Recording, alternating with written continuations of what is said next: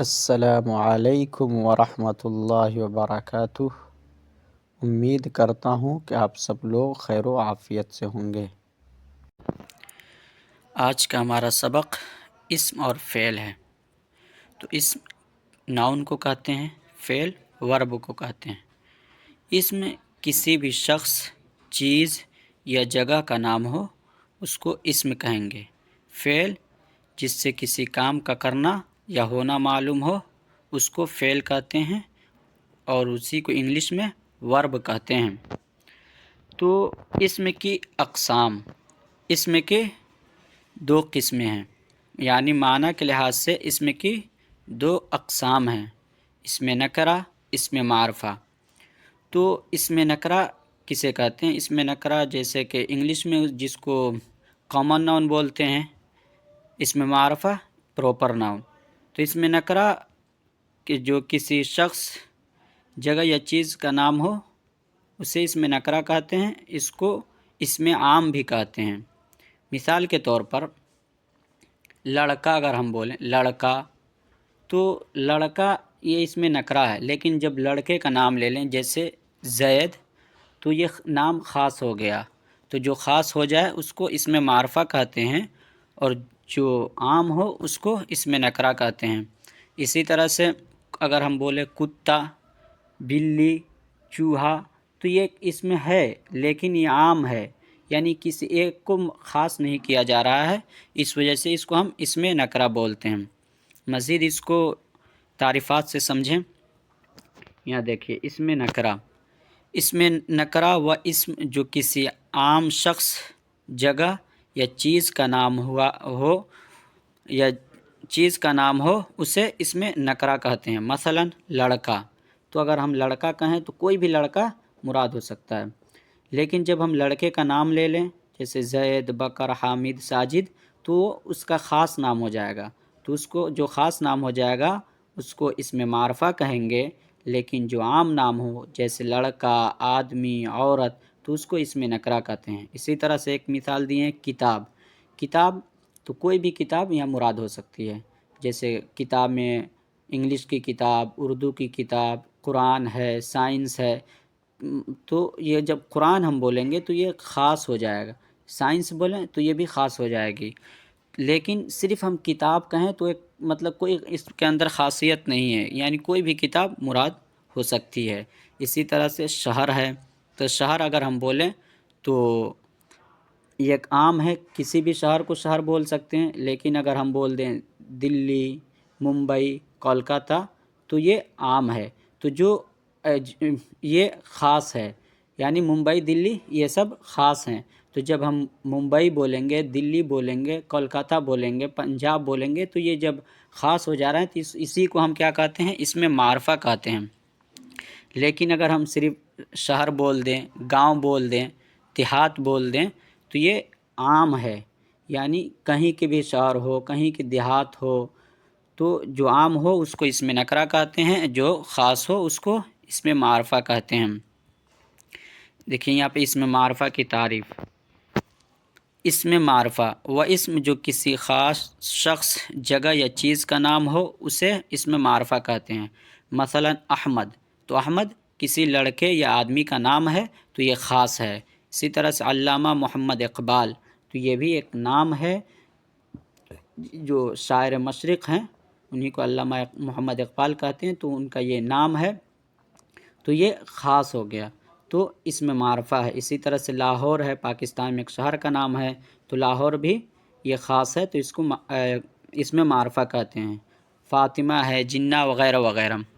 اسم معرفہ کو اسم خاص بھی کہتے ہیں، یعنی اسم نکرہ کو اسم عام کہتے ہیں، یہ دوسرا نام اسم عام ہے، اسی طرح سے اسم معرفہ کا دوسرا نام اسم خاص ہے، یعنی جس کے اندر خصوصیت پیدا ہو جائے، خاصیت یعنی خاص ہو جائے، خصوصیت جس کے اندر پائے جائیں۔ جس طرح سے آپ انگلش میں بھی پڑھے ہوں گے کہ اسم نکرہ بولتے ہیں کامن ناؤن ہوتا ہے، یعنی کوئی بھی اسم ہو سکتا ہے، اور اسم معرفہ پراپر ناؤن کو کہتے ہیں۔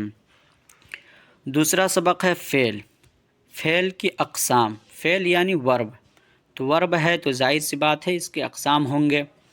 تو فعل کی مندرجہ ذیل 3 اقسام ہیں، یعنی 3 قسمیں ہیں۔ اقسام یہ قسم کی جمع ہے۔ نمبر 1 فعل ماضی یعنی پاسٹ ٹینس، فعل حال یعنی پریزنٹ ٹینس، فعل مستقبل یعنی فیوچر ٹینس۔ تو اب یہ تینوں کے تعریفات آپ دیکھیں۔ فعل ماضی کہتے کسے ہیں؟ فعل ماضی ایسا فعل جس میں گزرا ہوا زمانہ پایا جائے اسے فعل ماضی کہتے ہیں۔ یہاں مثال دیے ہوئے ہیں، لکھا یعنی میرے بھائی نے خط لکھا، تو خط لکھنے کا جو کام ہو رہا ہے یہ گزشتہ زمانے میں یعنی پاسٹ میں ہوا ہے، اس وجہ سے اس کو ہم فعل ماضی بولتے ہیں۔ اسی طرح سے پڑھا، تو اس نے سبق پڑھا، تو پڑھا جو ہے یہ پاسٹ زمانے میں ہو رہا ہے، یعنی پڑھنے کا کام جو ہو رہا ہے یہ پاسٹ میں ہو رہا ہے، تو یہ فعل ماضی ہے۔ اسی طرح سے آتا تھا، یعنی بکر ہمارے گھر آتا تھا، تو آتا تھا وہ آنے کا کام تھا پچھلے زمانے میں، لیکن اب نہیں آ رہا ہے، یا اس طرح سے اس کو سمجھ لیں۔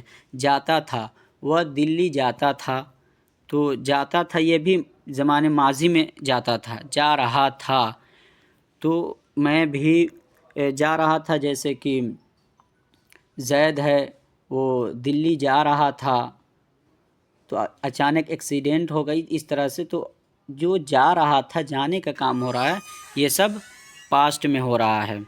یہاں پہ مثال دیے ہوں، واحد نے سبق پڑھا، ثمینہ برتن صاف کر رہی تھی، اسلم نے خط لکھا تھا، لڑکے کتاب پڑھتے تھے، تو سبق پڑھا، صاف کر رہی تھی، خط لکھا تھا، کتاب پڑھتے تھے، یہ تمام کام پاسٹ میں ہو رہا ہے، یعنی ماضی میں، فعل ماضی میں۔ تو جو کام فعل ماضی میں ہو اسی کو فعل ماضی کہتے ہیں۔ فعل حال وہ فعل جس میں موجودہ زمانے میں کام کا کرنا یا ہونا ظاہر ہو اسے فعل حال کہتے ہیں۔ مثلا کھاتا ہے، پیتا ہے، کھیلتا ہے، دوڑ رہا ہے، چلتا ہے، تو فعل حال یعنی پریزنٹ ٹینس۔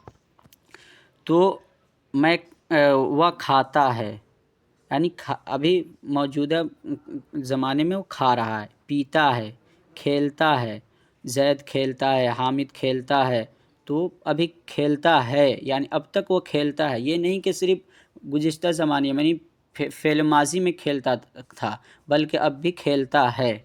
دوڑ رہا ہے، بکر دوڑ رہا ہے، یعنی وہ پہلے بھی دوڑ رہا تھا، آج بھی دوڑ رہا ہے، تو آج کا جو اب بھی دوڑ رہا ہے، آج بھی دوڑ رہا ہے، تو یہ سب کیا ہے؟ فعل حال ہے، یعنی پریزنٹ ٹینس ہے۔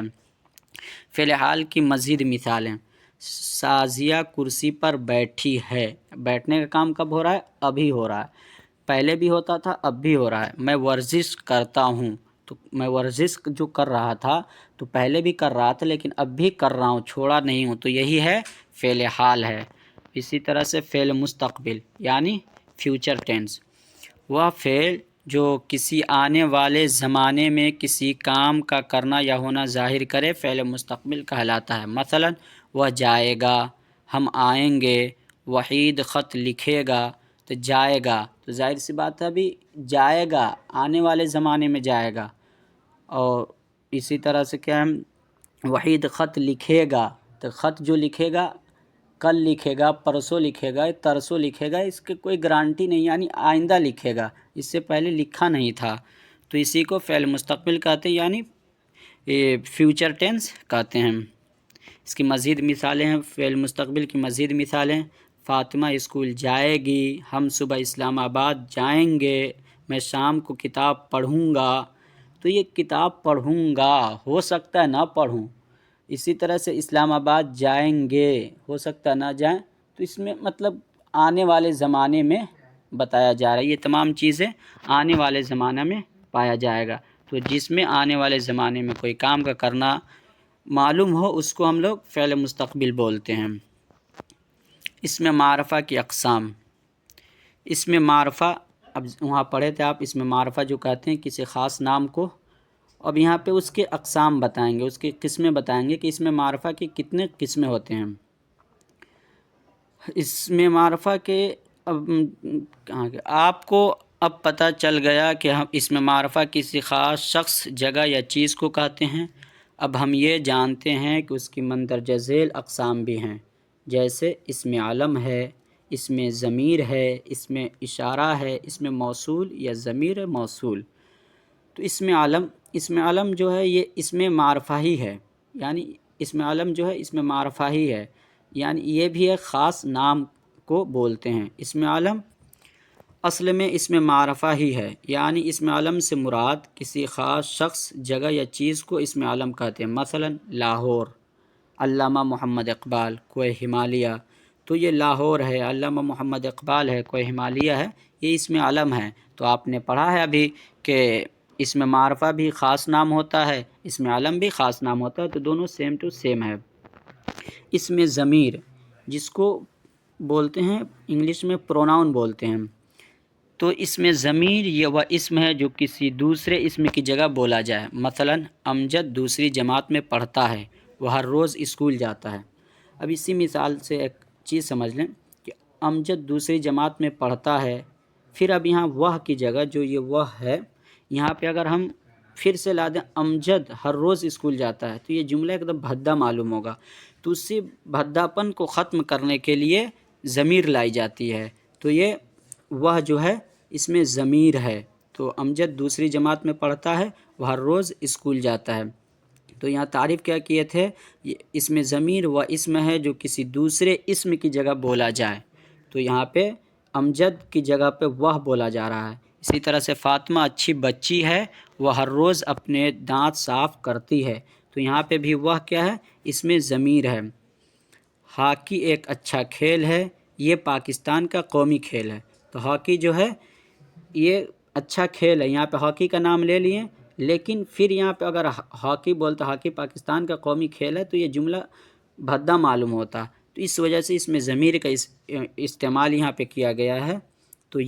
تو ہاکی جو یہاں نام لیے ہیں، یہ سے ہاکی مراد ہے، تو اسی اسم کو ظاہر کرنے کے لیے، بتانے کے لیے دوبارہ سے اس میں ضمیر لائی جاتی ہے، یعنی اسم کے جگہ پر ہی اس میں ضمیر لائی جاتی ہے۔ اب یہاں پہ حروف اسم ضمیر، یہاں پہ کچھ حروف اسم ضمیر دیے ہیں، اس کو آپ ذہن میں رکھیں۔ وہ، تو، آپ، میں، ہم، اس، اسے، انہیں، تجھے، تمہیں، مجھے، مجھ، ان، تیرا، میرا، ہمارا، ان، تمہارا، ہماری، یہ سب اسم ضمیر ہیں، تو یہ ذہن میں رکھیں۔ اسم اشارہ جسے ڈیمونسٹریٹو ناؤن بھی بولتے ہیں۔ اسم اشارہ وہ اسم ہے جو دور اور نزدیک کی کسی چیز، جگہ یا شخص کی طرف اشارہ کرے، اور جس چیز کی طرف اشارہ کیا جائے اسے مشار الیہ کہتے ہیں۔ مثلا یہ درخت امرود کا ہے، تو یہ جو اسم ہے یہ اسم اشارہ ہے، اور درخت جو ہے یہ مشار الیہ ہے، یعنی درخت کی طرف اشارہ کیا جا رہا ہے۔ اسی طرح سے یہ قلم علی کا ہے، تو یہ یہاں پہ اس میں اشارہ ہے، اور قلم یہ مشار الیہ ہے۔ وہ ٹوپی احمد کی ہے، وہ جو ہے یہ اس میں اشارہ ہے جو دور کے لیے ہے۔ آپ نے تعریف میں پڑھا ہے کہ اس میں اشارہ وہ اسم ہے جو دور اور نزدیک کی کسی چیز، جگہ یا شخص کی طرف اشارہ کرے، تو یہ نزدیک کی طرف اشارہ کرتا ہے، وہ جو ہے وہ دور کی طرف دوری بتاتا ہے، تو وہ ٹوپی احمد کی ہے۔ مندرجہ ذیل بالا مثالوں میں یہ وہ اسم اشارہ ہے، اور درخت، قلم اور ٹوپی مشار الیہ ہیں۔ اسم موصول یا ضمیر موصولہ، یہ اسم معرفہ کی چوتھی قسم ہے۔ اسم موصول وہ اسم ہے کہ اس سے بننے والے نامکمل جملے کو جب تک دوسرا جملہ ملا کر مکمل نہ کیا جائے مطلب سمجھ میں نہیں آتا۔ مثال کے طور پر، جس نے محنت کی کامیاب ہوا، جس نے محنت کی وہ کامیاب ہوا، تو جس نے محنت کی اگر صرف ہم اتنا بولیں گے تو بات سمجھ میں نہیں آئے گی، تو اس کے لیے آگے ایک جملہ لانا ہوگا جس کو جملہ موصولہ کہتے ہیں۔ تو جس نے محنت کی وہ کامیاب ہوا، تو یہاں پہ جو وہ ہے یہ اس میں موصول ہے۔ جتنا گڑ ڈالو گے اتنا ہی میٹھا ہوگا، جتنا گڑ ڈالو گے، اگر صرف ہم اتنا بولیں تو بات پوری سمجھ میں نہیں آ رہی ہے، اور جیسے ہی بولیں گے اتنا ہی میٹھا ہوگا تو ایک پورا جملہ بن رہا ہے۔ تو آپ نے تعریف میں پڑھا کہ نامکمل جملے کو جب تک دوسرا جملہ ملا کر مکمل نہ کیا جائے مطلب سمجھ میں نہیں آتا. تو یہ ایک جملہ تو یہ جتنا گڑ ڈالو گے ایک جملہ یہ ہو جا رہا ہے اتنا ہی میٹھا ہوگا. یہ دوسرا جملہ ہے، جب دونوں ملا کر بولیں گے تو بات پوری طرح سمجھ میں آ جاتی ہے. یہ وہی کتاب ہے جس کی مجھے تلاش ہے. تو یہ وہی کتاب ہے، صرف اتنا بولیں تو بات سمجھ میں نہیں آ رہی ہے. تو جس کی مجھے تلاش ہے، تو جب بولیں گے جس کی مجھے تلاش ہے تو یہ پورا جملہ بن رہا ہے اور ایک بات سمجھ میں آ رہی ہے. تو یہاں پہ وہ ہے، اتنا، جس، یہ سب اس میں موصول ہیں. یہاں پہ چند حروف اسماء موصول دیے گئے ہیں، جیسے جو کچھ، جو کوئی، جیسا، جیسے، جیسی، جس کا، جسے، جس نے، جن کا، جنہیں، جنہوں نے. تو یہ چند حروف اسماء موصول صرف پہچان کے لیے دے دیے گئے ہیں.